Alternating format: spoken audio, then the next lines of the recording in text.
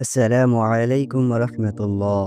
বন্ধুরা, আজকের ভিডিওতে আপনি জানতে পারবেন অমরত্বের ঝর্ণার ইতিহাস বিখ্যাত সেই ঘটনা এবং আরও জানতে পারবেন বাদশাহ জুলকারনাইন সেই অমরত্বের ঝর্ণার পানি কেন খেতে পারলেন না এবং বাদশাহ জুলকারনাইনের উজির বালিয়া সেই অমরত্বের ঝর্ণার পানি খেয়ে বেঁচে আছেন এখনও পৃথিবীতে, যাকে আমরা হজরত খিজর আলাইহিস সাল্লাম নামে চিনি।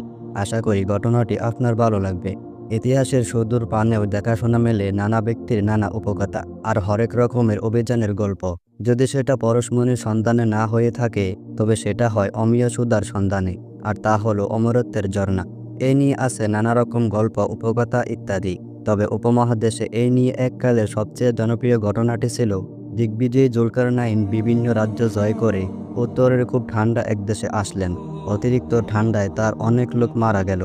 অবশেষে তিনি নিকটের এক শহরে পৌঁছালেন। সেখানে তাকে স্বাগতম জানানো হলো। তিনি আর তার লোকেরা সেখানে জায়গা পেল কিছুদিনের জন্য। একদিন এক লোক এলো তার কাছে আর বলল, বাচ্চা, আমি শুনেছি ওই সমুদ্রের ওপারে এক অন্ধকারের দেশ আছে, সেখানে সারাক্ষণ আঁধার থাকে। সেখানে এ গুহায় নাকি আবে হায়াতের ঝর্ণা আছে। এ পানি খেলে কেউ নাকি মারা যায় না। আবে হায়াত মানে জীবন বাড়ি বা জীবন পানি। এটি ওয়াটার অফ লাইফ অনেক নামেই পরিচিত। জুলকারনাইন সিদ্ধান্ত নিলেন সেই পানির খোঁজে যাবেন। তিনি সাথে প্রায় 4000 যুবক নিলেন এবং বলে দিলেন, 40 বছর উপর বয়স এমন কেউ যেন তার সাথে এই অভিযানে না যায়। তিনি তার উজির বালিয়া আর তার আরেক সদস্য ইলিয়াসকেও বললেন তার সাথে যেতে। সাথে অনেক দিনের খাদ্য মজুদ হিসেবে নেওয়া হলো। তবে যাবার আগে তাদেরকে সতর্ক করে দেওয়া হলো, সেই মানববিহীন এলাকাতে তারা যেন কোনো আগুন বা সেই রকম আলো নিয়ে না যান, কারণ কোহেকাপ চীনের রাজধানী শহর। কোহেকাপের বিস্তারিত উপকথা আসবে পরে কোনো এক পর্বে। তারা সমুদ্র পাড়ি দিয়ে সেই আধারে প্রবেশ করলেন। কোহেকাপ নগরীর বিশালতা অনুভব করে সুস্থিত হয়ে গেলেন। এই পার্বত্য এলাকার মাঝে সেই নির্দিষ্ট গুহা খুঁজে বের করা অনেক কঠিন ছিল। বাদশাহ জুলকারনাইন দলে দলে ভাগ হয়ে খোঁজা শুরু করতে বললেন আবে হায়াত, আর তিনি নিজে একা যাবার সিদ্ধান্ত নিলেন। কিন্তু বালিয়া আর ইলিয়াস দুজন একসাথে যাবার সিদ্ধান্ত নিলেন। যাবার আগ মুহূর্তে বালিয়া ইলিয়াসকে বললেন, আমার কাছে এখানে দুটো রত্ন আছে, এটা ভালো আলো দিতে পারে। তুমি একটা নাও আর আমি একটা নিই। এই আধারে আমরা তাহলে অন্তত একটু আলো পাবো, হয়তো ঝর্ণা খুঁজেও পেতে পারি। যেমন কথা তেমন কাজ। রত্ন দুটো নিয়ে তারা কোহেকাপে পা রাখলেন। জুলকারনাইন একদিকে আর তারা অন্যদিকে গেলেন। বাকিরাও অমরত্বের ঝর্ণা খোঁজার জন্য বিভিন্ন দিকে গেল। আনুমানিক 1 সপ্তাহ সময় পার হয়ে গেল। বিভিন্ন রাত তারা বিভিন্ন গুহায় কাটালেন, আর কোনো দলের সাথে দেখাও হলো না। একদিন ক্লান্ত হয়ে এক গুহায় আশ্রয় নিলেন তারা দুজন। এরপর খাওয়ার জন্য প্রস্তুতি নিলেন। শুকনো মাছ বের করলেন। বালিয়া পাশের ঝর্ণায় হাত ধুয়ে আসলেন। এরপর মাছটা দুভাগ করতে হাতে নিলেন। যেই তার হাতের পানি মাছের গায়ে লাগলো, সাথে সাথে সেই মরা মাছ জ্যান্ত হয়ে উঠল। বালিয়া বুঝলেন তিনি অমরত্বের ঝর্ণা খুঁজে পেয়েছেন। ঝর্ণাটি দেখতে ভিন্ন কিছু নয়, একদম স্বাভাবিক। পানিটাই কেবল অতিপ্রাকৃত। তিনি সেখান থেকে হাত দিয়ে পানি পান করলেন। এরপর ইলিয়াসকে ডেকে তাকেও পানি পান করালেন। তখন দৈব জ্ঞানে তাদের জানানো হলো তাদের আয়ু কিয়ামত পর্যন্ত। তারা যেন এখন থেকে লোকচক্ষুর আড়ালে থাকেন। আর জুলকারনাইন বাদশাহ এই পানি পান করতে পারবেন না। বালিয়ার নতুন নাম হলো খিজির আলাইহিস সাল্লাম, অর্থ চিরসবুজ। তাবারি জানান, খিজির যে সাদা পশমের কাপড় উপর বসতেন সেটি তখন সবুজ দ্যুতি দিত, তাই তার নাম হয় সবুজ বা খিজির। আর বুখারী রহমতুল্লাহি আলাই জানান, সেই জায়গাটা সবুজ হয়ে গিয়েছিল দেখে এই নাম। তিনি সেখান থেকে চলে গেলেন। এরপর থেকে তার অবস্থান কেউ জানত না। তাকে এরপর দেখা যায় মুসা আলাইহিস সাল্লামের সময়। সেই ঘটনা পবিত্র কুরআনের সূরা কাহাফে বর্ণিত আছে। সাথে উপস্থিত ছিলেন আরও একজন নবী, ইউসা আলাইহিস সাল্লাম। তবে ইউসা আলাইহিস সাল্লাম তখনও নবী হননি, আরেকটু পরে হন। মজার ব্যাপার, সেই ঘটনাতেও মুসা আলাইহিস সাল্লাম খিজিরের উপস্থিতি টের পেয়েছিলেন। তখন তার মরা মাছ হঠাৎ জ্যান্ত হয়ে ওঠে। যাই হোক, জুলকারনাইনের কি হলো? তিনি 1 সপ্তাহ নয়, বরং আরও অনেক দিন পর সেই গুহা আর সেই ঝর্ণা আবিষ্কার করেন। এরপর সাথে আনা পেয়ালাতেও করে তিনি পানি উঠিয়ে পান করতে গেলেন, কিন্তু পান করতে পারলেন না। তার মনে হলো, আমি একা এই পৃথিবীতে বেঁচে থেকে কি হবে? আমার স্ত্রী, পুত্র, কন্যার সাথে যদি না বাঁচলাম, তাহলে এ জীবনের অর্থ কি? আমি বেঁচে থাকবো আর আমার স্ত্রী, পুত্র, কন্যা আমার চোখের সামনে মারা যাবে, এ হতে পারে না। আমরা সবাই একসাথে এই পানি পান করব। এই কথা ভেবে তিনি সেই ঝর্ণা থেকে পানি ভরলেন তার মশকে। এরপর ফেরতি যাত্রা শুরু করলেন। অন্ধকার রাজ্য পথ ফিরে পেতে অনেক কষ্ট হলো। যখন তীরে ফিরে এলেন তখন দেখলেন অনেকেই ফিরতে পারেননি এত লম্বা সময়েও। হয়তো খাদ্যর অভাবে অনেকে মারাও গেছে যারা আধারে প্রবেশ করেছিল। এরপর যারা বাকি আছে তার বাহিনীর, তাদের নিয়ে তিনি সমুদ্রপথে সরাসরি নিজের দেশে ফিরলেন। তার আগমনের খবর শুনে তাকে স্বাগতম জানাতে তার স্ত্রী, পুত্র, কন্যারা অপেক্ষা করেছিল দোরগোড়ায়। তিনি মস্কো থেকে পুরো পানি একটা সুন্দর পেয়ালায় ভরলেন। এরপর সেই পেয়ালা নিয়ে দ্রুত পায়ে এগিয়ে গেলেন পরিবারের দিকে। ঘরের দরজার চৌকাঠে হুতুট খেলেন, আর হাত থেকে ছিটকে পড়ে গেল তার পেয়ালা। আর উত্তপ্ত মেঝে গুষে নিল সব পানি। তিনি তাকিয়ে রইলেন সেদিকে। তার ভাগ্যে ছিল না আবে হায়াতের পানি। ইসলামিক ইতিহাসে এক গুরুত্বপূর্ণ ঘটনা হলো হজরত মুসা আলাইসাল্লামের সঙ্গে হজরত খিজিরা আলাইসাল্লামের সাক্ষাৎ। হজরত উবাই ইবনে কাব রাদিয়াল্লাহু তাআলা আনহু থেকে বর্ণিত, রাসূল সাল্লাল্লাহু আলাইহি ওয়াসাল্লাম বলেন, একবার হজরত মুসা আলাইসাল্লাম বনি ইসরায়েলের এক সভায় আলোচনা করেছিলেন। এমন অবস্থায় কেউ একজন ব্যক্তি প্রশ্ন করলেন, হে মুসা, বর্তমানে সবচেয়ে জ্ঞানী কে? তিনি ভেবেছিলেন, বর্তমানে আমি আল্লাহর মনোনীত রসুল, সুতরাং আমি জ্ঞানী। তাই তিনি উত্তরে বললেন, আমি সবথেকে জ্ঞানী। এই উত্তর আল্লাহর পছন্দ হলো না। হজরত মুসা আলাইসাল্লামের উচিত ছিল যে আল্লাহর উপর বিষয়টি ছেড়ে দিয়ে বলা যে আল্লাহ সবথেকে জ্ঞানী, আল্লাহ ভালো জানেন। অতঃপর আল্লাহ তাআলা হজরত মুসা আলাইসাল্লামের উপর আয়াত নাজিল করেন এবং খিজির আলাইসাল্লামের সঙ্গে সাক্ষাৎ করার পরামর্শ দিলেন। আল্লাহ তাআলা তখন মুসা আলাইসাল্লামকে বললেন, দুই সাগরের ভিতরে আমার এক বান্দা আছে যে তোমার থেকেও জ্ঞানী। এ শুনে হজরত মুসা আলাইসাল্লাম আল্লাহ তাআলার নিকট ক্ষমা প্রার্থনা করেন এবং সেই ব্যক্তির ঠিকানা আল্লাহর কাছে চাইতে থাকেন।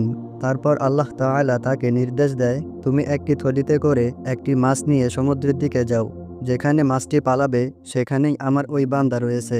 অনুরূপভাবে হজরত মুসা আলাইসাল্লাম আল্লাহর নির্দেশ অনুযায়ী একখানা মাছ নিয়ে ইউশা ইবনে নুনকে সাথে নিয়ে যাত্রায় বের হয়ে পড়েন। শেষ পর্যন্ত তারা একটি পাথরের কাছে পৌঁছালেন এবং তার উপর মাথা রেখে বিশ্রাম নিতে শুরু করেন।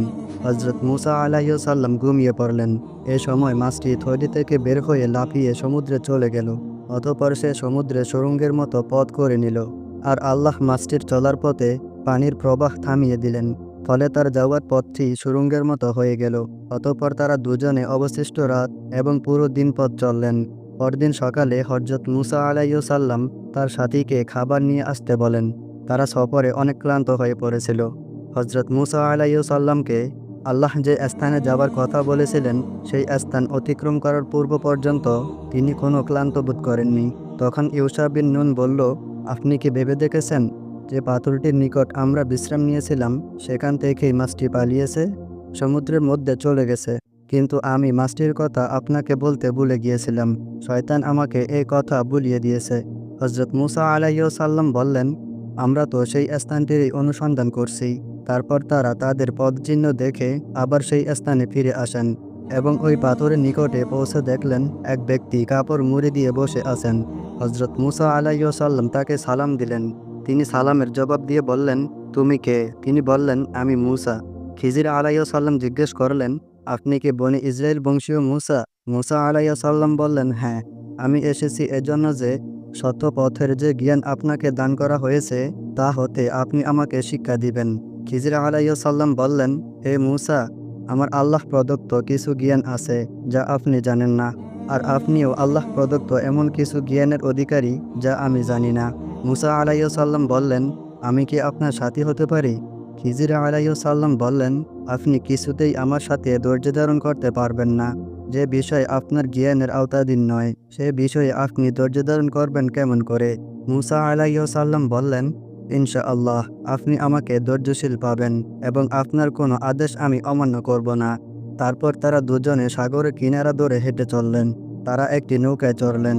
তখন খিজির আলাইসাল্লাম কুড়াল দিয়ে নৌকায় একটি তক্তা খুলে ফেললেন।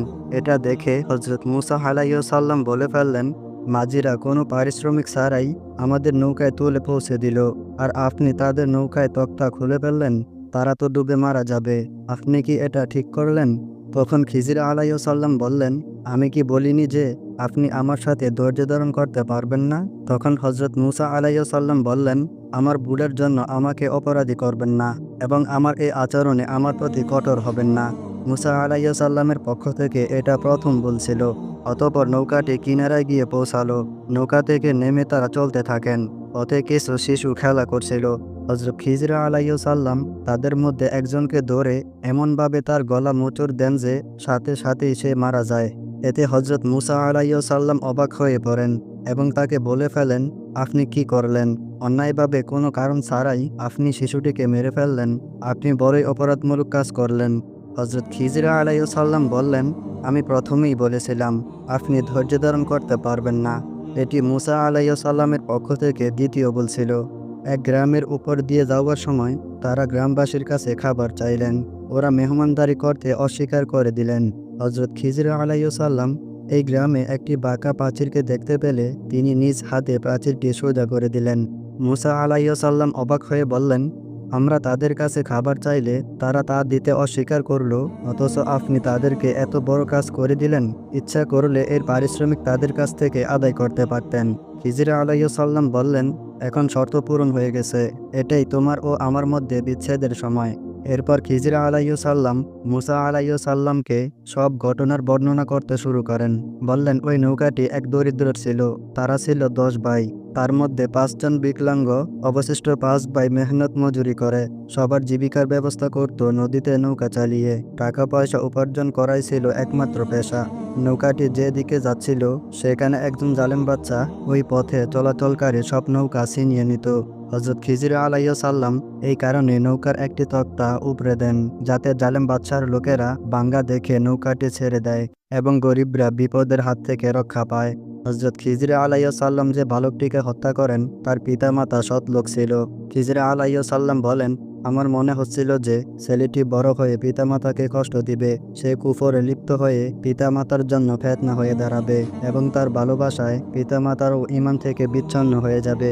এজন্য আমি ইচ্ছা করলাম যে আল্লাহ তাআলা এই সৎ ঈমানদার পিতামাতাকে এই ছেলের চাইতে উত্তম সন্তান দান করুক। হযরত খিজির আলাইসাল্লাম যে প্রাচীরটিকে সোজা করে দিলেন সে প্রাচীরটি ছিল নগরের 2 জন এতিম বালকের। এর নিচে ছিল তাদের গুপ্তধন যা তাদের পিতামাতা রেখে গিয়েছিল। এতে ইঙ্গিত রয়েছে যে হযরত খিজির আলাইসাল্লামের মাধ্যমে এতিম বালকদের জন্য রক্ষিত গুপ্তধনের হেফাজত এজন্য করানো হয় যে তাদের পিতা একজন সৎকর্মপরায়ণ আল্লাহর প্রিয় বান্দা ছিলেন। তাই আল্লাহ তাআলা তার সন্তানের উপকারার্থে এই ব্যবস্থা করেন।